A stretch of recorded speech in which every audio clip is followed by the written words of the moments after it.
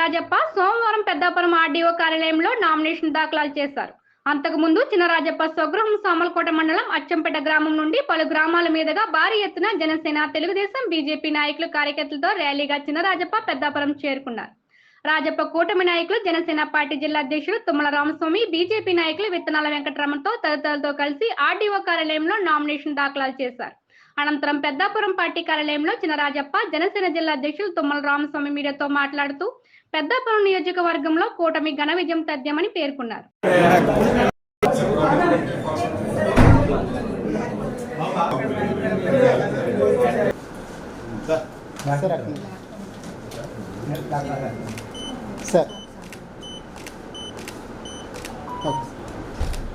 కేంద్రంలో బీజేపీ కలిసి వేళ పోటీ చేస్తున్నాం.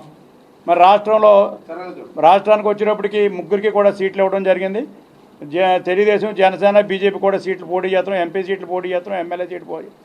అందరూ కూడా గట్టిగా పనిచేయాలి, కార్యకర్తలు కింద పనిచేయాలి, కింద స్థాయి నాయకులు అందరూ కాలాలే కలిసి పనిచేయాలని చెప్పి మూడు పార్టీ నాయకులు, పాగ్ర నాయకులు మాకు ఆదేశాలు ఇచ్చారు. ఆదేశ ప్రకారం మేము కలిసి పనిచేస్తున్నప్పుడు ఇవాళ రిజల్ట్ కనపడదు మాకు. ఇవాళ నామినేషన్ అందుకే పెద్ద ఎత్తున నామినేషన్కి వచ్చారు. అందరూ కూడా సంతోషంగా వచ్చారు, అన్ని జెండాలు పట్టుకుని రావడం జరిగింది. అందుచేత విజయం తథ్యం. ఎందుకంటే ఇవాళ పెద్దాపురం నియోజకవర్గంలో మరి గతంలో 14-19గా మంత్రిగా పనిచేశాను, బ్రహ్మాండంగా అభివృద్ధి చేశాను.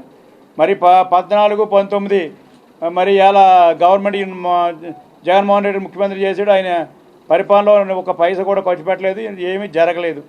ఇప్పుడు ప్రజలందరూ కోరుకునేది ఏంటంటే ఇవాళ 14-19 ఎలా పనిచేసాం అలా పనిచేయాలని చెప్పి తెలుగుదేశం చేస్తే జరుగుతుంది అని చెప్పి ఆలోచనతో ప్రతి ఒక్కరు ఉన్నారు.